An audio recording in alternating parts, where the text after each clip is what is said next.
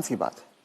तो अब जो आदमी 75 का हो गया, उसने खुद अपनी लंबी उम्र की तैयारी ही नहीं करी, और जब उसने कोई तैयारी खुद नहीं करी है तो उसका परिवार या उसके समाज उनको कैसे तैयारी, वो कैसे तैयारी करेंगे? तो आपका ये कहने का मतलब है कि पहले तो शायद वो 60 साल तक जीता तो बहुत बड़ी बात थी, तो जब तक वो कमा रहा था वो जी रहा था, अब वो 80 साल तक जी रहा है। तो इसके जो परिणाम है वो भी इकोनॉमिक एंगल मुझे समझाइए।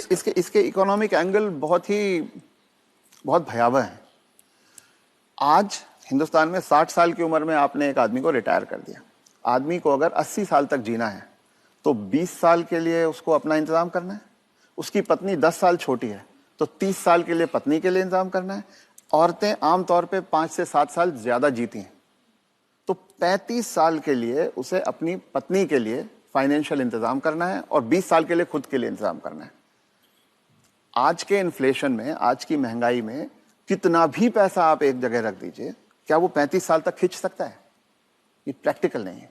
और जैसे जैसे उम्र बढ़ती जाती है उनके बच्चों की उम्र भी बढ़ रही है जी। जो आज 70-75 का होगा, बच्चे भी तो 50-55 के हो रहे होंगे। वो अपना बुढ़ापा देखेंगे, वो अपनी लड़की की शादी देखेंगे, वो अपने मकान की किस्त चुकाएंगे। तो जो पीढ़ियों के बीच की जो दूरियां हैं वो बढ़ती जाती हैं। ये इकोनॉमिक वजह से बढ़ रही है। इकोनॉमिक वजह से बढ़ रही हैं। तो अब वो जो कॉन्सेप्ट है कि 60 साल की उम्र में हम रिटायर हो जाएं, उससे बाहर निकलना होगा। जब तक शरीर साथ देता है काम करते रहना है और 2 पैसे कमाते रहना है जी। कुछ करके किसी तरह से अपनी आर्थिक स्वतंत्रता को कायम रखना चाहिए, जितने ज्यादा से ज्यादा समय तक हम रख सकते हैं। अपने आप को वोकल रखना भी बहुत ज्यादा जरूरी है। अगर मेरी परवाह मेरे परिवार वाले नहीं कर रहे हैं और अगर अड़ोसी पड़ोसी इस बात को जान जाएं तो कोई भी बुजुर्ग कभी भी किसी परेशानी का सामना नहीं करता, क्योंकि तो चुप ना रहें। रथ साहब ये कह रहे हैं कि चुप ना रहें। अगर आपके बच्चे आपके साथ व्यवहार ठीक नहीं कर रहे हैं, सबको बताएं।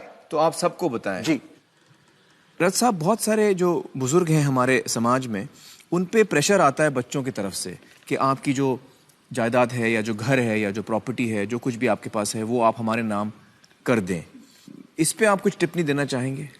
पहला ये कि किसी भी हालत में आपके पास जो भी धन संपदा है, जो भी आपके पास आर्थिक साधन है, वो जब तक आप और आपकी पत्नी जीवित हैं किसी और के हाथ नहीं जाना चाहिए। कितना भी प्यार करते हो, किसी के नाम पे नहीं जाना किसी चाहिए। बच्चे, किसी बहू, किसी पोते, किसी के नाम पे ना जाए, कितना भी आप प्यार करते हो। क्योंकि जब तक अगली पीढ़ी को पिछली पीढ़ी का सामान कुछ मिलता नहीं है तब तक वो उनकी इज्जत करते रहते हैं। वो हाथ पांव भी दबाएंगे, वो अस्पताल भी ले जाएंगे, वो दवा दारू भी करेंगे। और वो ही माँ बाप सबसे ज्यादा सफर करते हैं जो अपने प्यार के कारण उमड़ते चले जाते हैं।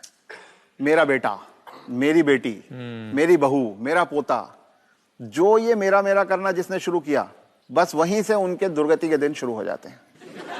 इसलिए सबको ये ध्यान रखना चाहिए कि कुछ भी हो जाए, कोई प्रलोभन आए, कोई इमोशनल ब्लैकमेल हो, कुछ हो, उन्हें अपने पास अपनी चीज को रखना चाहिए। उन अपने बच्चों से शेयर करें तो अपनी मन की खुशी को शेयर करें, अपने पैसे को शेयर ना करें। जी।